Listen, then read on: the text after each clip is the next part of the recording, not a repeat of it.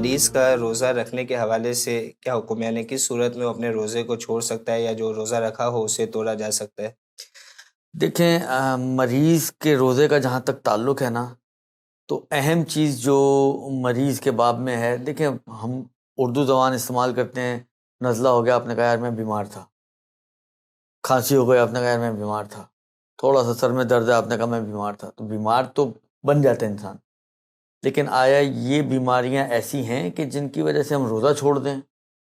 یا نہیں، بیماری کا کوئی خاص کرائیٹیریا ہے کہ جو روزے کو ساقط کرتی ہے؟ تو اس میں تقریباً فقہا کی رائے یہی ہے کہ ہر بیماری سے روزہ ساقط نہیں ہوتا، بلکہ بیماری ایسی ہو کہ جو ضرر کا سبب بنے، نقصان کا سبب بنے، تو روزہ جو ہے وہ ساقط ہوتا ہے۔ اب اگر بیماری ضرر کا اور نقصان کا سبب بن رہی ہے تو اب جو وہ چاہے اب پھر وہ آگے پھر پھیل جاتی ہے کہ چاہے اس کی وجہ سے مثلاً علاج مشکل ہو رہا ہو، علاج لمبا ہو جائے گا،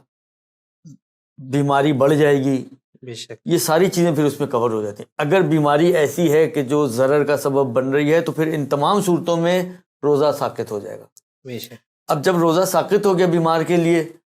تو اس کی پھر وہ بات آتی ہے کہ اب یہ دیکھنا پڑے گا کہ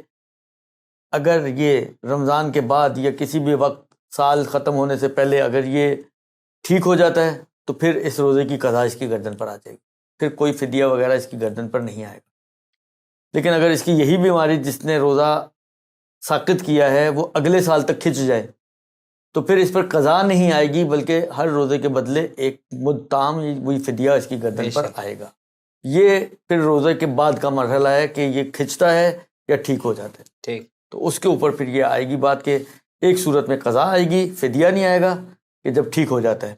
ایک صورت میں فدیہ آئے گا، قضا نہیں آئے گی کہ جب اگلے سال تک ٹھیک نہ ہو سکے اور یہ بیماری اس کی اگلے سال تک کھنچ جائے۔